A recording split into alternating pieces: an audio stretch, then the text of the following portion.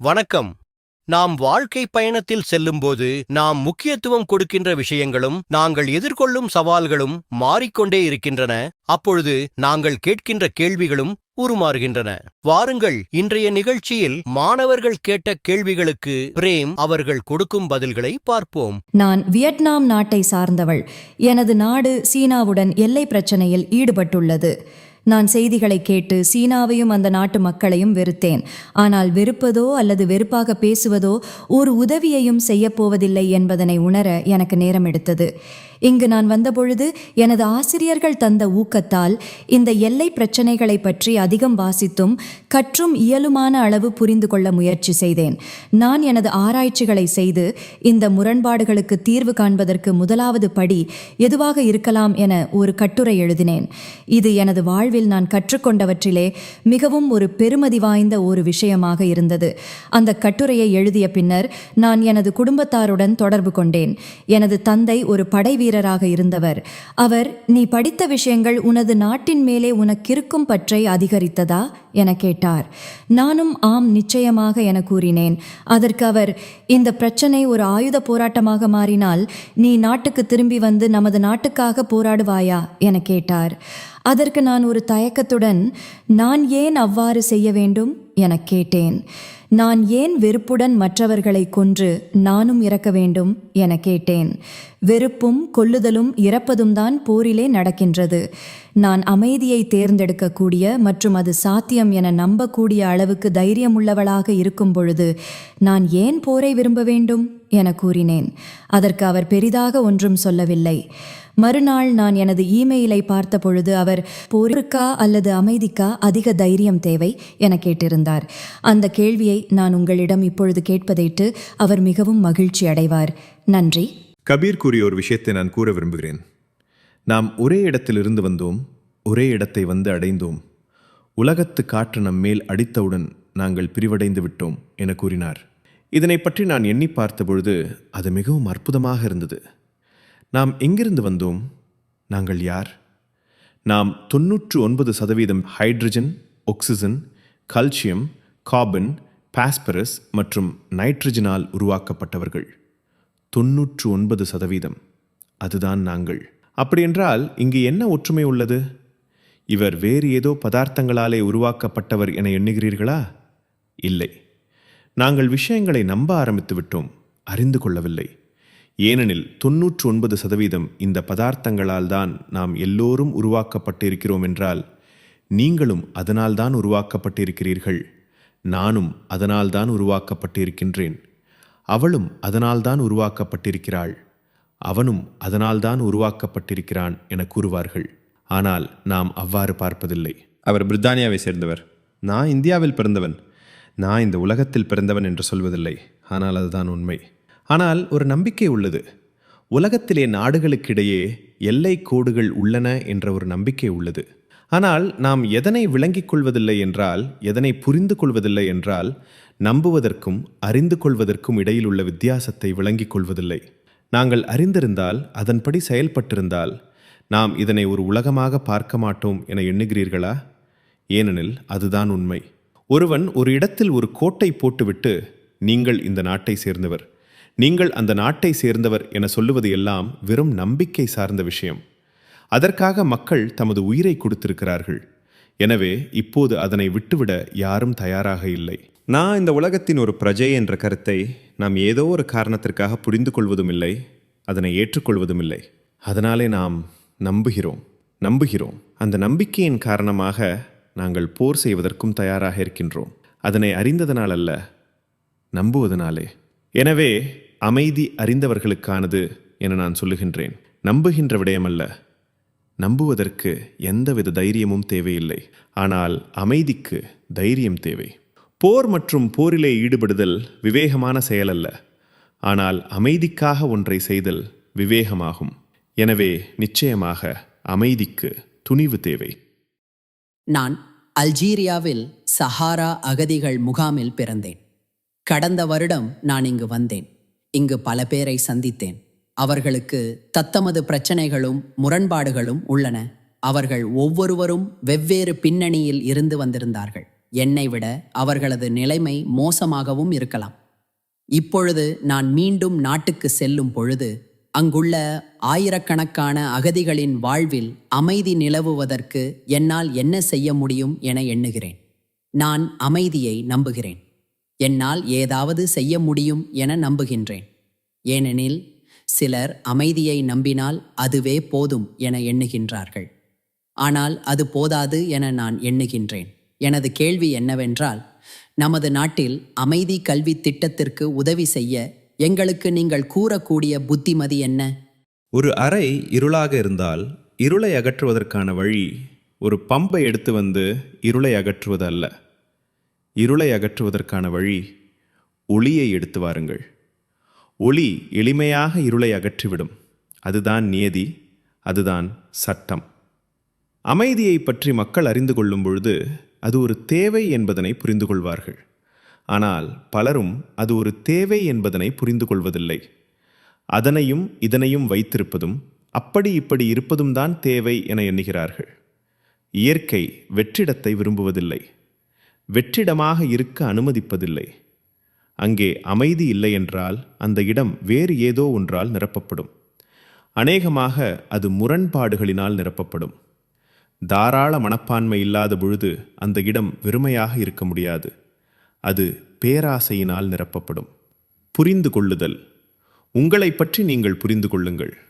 அதன் பின்னர் மக்கள் உங்களுடன் தொடர்பை ஏற்படுத்தும் பொழுது, அவரவர்கள் தங்களை பற்றி மேலும் புரிந்து கொள்ளும் பொழுது, தாமே தம்மை நோக்கி பார்க்க ஆரம்பிக்கும் பொழுது, பேராசையின் உருவமாக அல்லாது தாராள மனப்பான்மையின் உறைவிடமாக பார்க்கும் பொழுது, முரண்பாடுகளின் மூலமாக அல்லாது அமைதியின் மூலமாக பார்க்க ஆரம்பிக்கும் பொழுது, சந்தேகத்தின் மூலமாக அல்லாது அறிவின் மூலமாக பார்க்க ஆரம்பிக்கும் பொழுது, தவறான புரிதலின் உற்பத்தியாக அன்றி புரிந்து கொள்வதன் உற்பத்தி என அறிந்து கொள்ளும் பொழுது, நீங்கள் அவ்வாறான ஒரு கண்ணாடியாக இருக்க முடிந்தால் அவர்கள் அதிலே தமது சொந்த அழகை காண்பார்கள். ஏனெனில் உண்மையிலே ஒவ்வொரு மனிதர்களும் அவ்வாறானவர்கள்தான். நீங்கள் புல்லை பார்க்கும் பொழுது அது பச்சையாக உள்ளது என கூறுவது இலகு. ஆனால் புல் என்றால் உண்மையிலே என்ன தெரியுமா? அது ஒரு புல் அல்ல. அதனை அருகிலே சென்று பாருங்கள். அப்போது அவை சிறிய சிறிய தனிப்பட்ட புற்கள் என தெரிய வரும். ஒரு விஷயம் அல்ல. நாம் உலக நிலைமையை பார்த்துவிட்டு இப்படி உள்ளது என கூறுகின்றோம். இல்லை, இது நம் ஒவ்வொருவரையும் பற்றியது. நாம் ஒவ்வொருவரும் அமைதியை புரிந்து கொள்ள வேண்டும். நீங்கள் மீண்டும் முரண்பாடு நிறைந்த இடத்திற்கு செல்லப் போகிறீர்களா? ஒரு உதாரணம் உள்ளது. நீங்கள் எப்பொழுதாவது தாமரை மலரை பார்த்திருக்கின்றீர்களா? தாமரை மலர் சேற்றிலே வாழ்கின்றது. ஆனால் அது தூய்மையாக உள்ளது.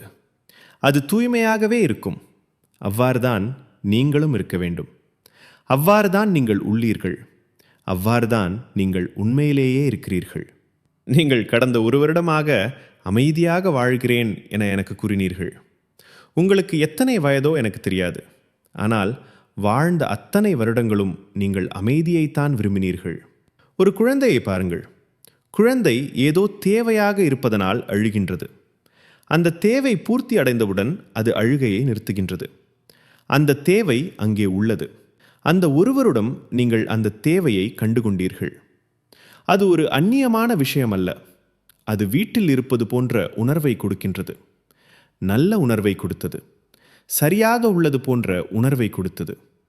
உங்களாலே அந்த வித்தியாசத்தை காண முடியும். முரண்பாடுகளின் மத்தியில் வாழ்பவர்கள் ஒரு நேரத்திலே முரண்பாடுகளுக்கும் மற்றவற்றிற்கும் இடையிலே ஒரு வித்தியாசத்தை காண முடியாது இருந்திருக்கலாம். இப்படித்தான் இது இருக்கும், இப்படித்தான் இது இருக்கும் என ஒவ்வொரு நாளும் வாழ்ந்திருப்பார்கள். ஆனால் உங்களிடம் அதனை கண்டுகொள்ளக்கூடிய வல்லமை இருந்ததனால் நீங்கள் அதனை கண்டுகொண்டீர்கள். அதனை கண்டுகொள்ளக்கூடிய வல்லமை எல்லா மனிதர்களிடமும் உள்ளது. நீங்கள் மீண்டும் உங்கள் நாட்டுக்குச் செல்லும் பொழுது அந்த மெழுகுதிரியாக இருங்கள்.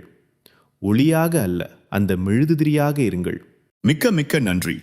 இந்த ஆகஸ்ட் மாதம் நான் பல்கலைக்கழகம் போக இருக்கின்றேன். நான் இந்த முரண்பாடுகளை தீர்க்கும் வகையில் அரசியல் படிக்க விரும்புகின்றேன். நான் போர்களை விரும்பவில்லை, நிச்சயமாக விரும்பவில்லை. ஆனால் எனது சமுதாயத்தைச் சேர்ந்த இளைஞர்கள் அதிகம் யோசிக்கிறார்கள். என்ன செய்வது என்று எனக்கு தெரியாது. எனக்கு அவர்களது அரசியல்வாதியாக இருக்கவும் விருப்பமில்லை. எது உண்மை என்றால், சிறிதளவு தன்னும் மூளை உள்ள அனைவருக்கும் இந்த முரண்பாடுகள் எல்லாவற்றையும் தீர்க்க முடியும் என்பது தெரியும். பேராசையும் பதவி, வல்லமை மற்றும் இந்த முட்டாள்தனமான காரணங்களும் இல்லை என்றால் இந்த எல்லா முரண்பாடுகளையும் தீர்க்க முடியும். இந்த உலகத்தில் நிலத்திற்கு தட்டுப்பாடு உள்ளதா? இல்லை. உணவுக்கு தட்டுப்பாடு உள்ளதா? இல்லை.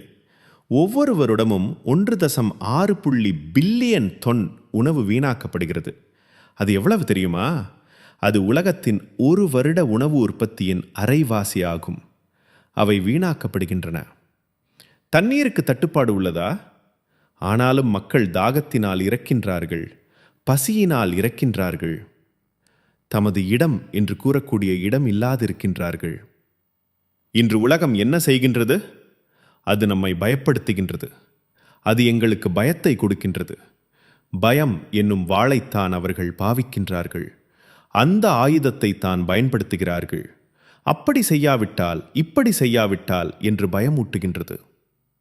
அன்பை உபயோகிக்க வேண்டும், புரிந்துணர்வை உபயோகிக்க வேண்டும், அறிவை உபயோகிக்க வேண்டும், மனிதனின் வல்லமையை உபயோகிக்க வேண்டும், பயத்தை அல்ல. மக்களை மேலே தூக்கிவிட வேண்டும். அவ்வாறுதான் இது இருக்க வேண்டும். நீங்கள் அவ்வாறு செய்வீர்கள் என எதிர்பார்க்கிறேன். நான் அர்ஜென்டினாவில் இருந்து வந்து இருக்கின்றேன். நாங்களும் அவர்களும் என்பதற்கிடையில் உள்ள வித்தியாசம் என்ன என நீங்கள் எண்ணுகிறீர்கள்? நாங்களும் அவர்களும் என்பதுதான் மக்களிடையே உள்ள மிகப்பெரிய சுவராகும். ஆனால் அந்த சுவர் கற்களினாலே கட்டப்பட்டது அல்ல. அந்த சுவர் உண்மையில் அறியாமையினால் கட்டப்பட்டது. அறியாமையினால் கட்டப்பட்டது. நாங்கள் வெவ்வேறு மொழிகளை பேசுகின்றோம். ஆனால் ஏதாவது வித்தியாசமாக சொல்கிறோமா? எனது காலில் அடிபட்டால் அதனை பிரெஞ்சு மொழியிலும் எனது காலில் வலி என கூறலாம், ஆங்கிலத்திலும் கூறலாம். இன்னொருவர் அதனை ஹிந்தியிலே, தமிழிலே கூறலாம். ஆனாலும் அதனுடைய அர்த்தம் ஒன்றுதான். நாங்கள் எந்த ஒரு அடிப்படையும் இல்லாத இந்த சுவர்களை எல்லாம் கட்டி எழுப்பியிருக்கின்றோம். பணக்காரனையும் ஏழையையும் யார் உருவாக்கினார்கள்? கடவுள் உருவாக்கினார் என சில மக்கள் கூறுவார்கள். அது மிகவும் அறிவில்லாத விஷயமாகும். ஏனெனில் அது மனிதனால் உருவாக்கப்பட்ட ஒரு விஷயமாகும். மனிதர்கள் உருவாக்கியது. அவர்களை அகதிகள் முகாமில் போட்டது யார்? மக்கள்தான் போட்டார்கள். இந்த அறியாமைதான் மக்களை இந்த உலகத்திலே பிளவுபடுத்துகின்றது. மக்கள் ஒன்று சேர்வதை தடுக்கின்றது. அறியாமையை அகற்றுங்கள், அப்பொழுது மக்கள் ஒன்று சேர்வார்கள். அந்த சுவர்கள் கற்களாலே கட்டப்படவில்லை. எனவேதான் சுத்தியல் அங்கே வேலை செய்யாது. அறிவுதான் அந்த சுவரை அகற்ற முடியும். அது நடைபெறும் பொழுது அது மக்களுக்கு மிகவும் உற்சாகமான ஒரு விஷயமாக இருக்கும். மக்களுக்கு அது உங்களால் கற்பனை செய்ய முடியாத அளவு ஒரு விடுதலை உணர்வை கொடுக்கும். ஒருவரை நீங்கள் பார்க்கும் பொழுது அவர் எதனை விரும்புகின்றார்? அவர் மகிழ்ச்சியாக இருக்க விரும்புகின்றார், திருப்தியாக இருக்க விரும்புகிறார். அடிப்படையிலே அதுதான் அவர்களின் விருப்பமாகும். அந்த விருப்பங்களில் பெரிய வித்தியாசம் ஒன்றுமில்லை. நீங்கள் ஒரு மனிதன், அதுதான் நீங்கள். நீங்கள் ஒரு மனிதன். கோடிக்கணக்கான வருடங்கள் ஒளி செல்லக்கூடிய தூரத்திற்கு ஒளியின் வேகம் ஒரு வருடத்திற்கு 5.7 ட்ரில்லியன் மைல்களாகும். பல ஒளி வருடங்களுக்கு, ஒன்று அல்ல, பல வருடங்களுக்கு ஒளி செல்லக்கூடிய தூரத்திற்கு ஏதாவது உயிரினம் இருக்கின்றதா என தேடுகிறார்கள். நாம் நமது சாத்தியத்தை காண்பதில்லை. நாம் யார் என்பதனை காண்பதில்லை. மற்றவர்களை தான் பார்க்கின்றோம். அமைதியை எடுத்து வருவது யாருடைய பொறுப்பு? ஒரு தேவதூதன் தான் அதனை செய்வார் என சிலர் உண்மையிலே நம்புகிறார்கள். ஒரு தேவதூதன் இறங்கி வருவான் என நம்புகிறார்கள். அந்த தேவதூதன் வந்துவிட்டான் என நான் கூறுகின்றேன். அதையிட்டு அவர்கள் மிகவும் சந்தோஷமடைகிறார்கள். அப்பொழுது அந்த தேவதூதன் நீங்கள்தான் என நான் கூறுகிறேன். நீங்கள் உங்களுக்கு அமைதியை கொண்டு வர முடியும். எனவே அறியாமை என்னும் சுவரை அகற்றுகின்ற கலையை கற்றுக்கொள்ளுங்கள். அது மிகவும் அழகான ஒரு கலை. யாரும் ஒரு சுத்தியலை எடுத்து உடைக்கலாம். ஆனால் அறியாமை என்னும் சுவரை சுத்தியலால் உடைக்க முடியாது. அந்த சுவரை பார்க்க முடியாது. ஆனால் நிச்சயமாக அந்த சுவர் உள்ளது. இந்த அறியாமை என்னும் சுவர் உண்மையான சுவரை விட அதிகமான மக்களை பிரித்து வைக்கின்றது. எனவே நீங்கள் அந்த திட்டத்தை மிகவும் மகிழ்ச்சியாக செய்வீர்கள் என நம்புகிறேன். மக்களை ஒன்று சேருங்கள். இது எண்ணிக்கை பற்றியது அல்ல. ஒரு சூரியன்தான் இந்த முழு உலகத்திற்கும் ஒளி கொடுக்கின்றது. நீங்கள் அந்த சிலருக்கு ஒரு சூரியன் போல இருங்கள். அவர்கள் மேலும் சிலருக்கு ஒரு சூரியன் போல் இருக்க முடியும்.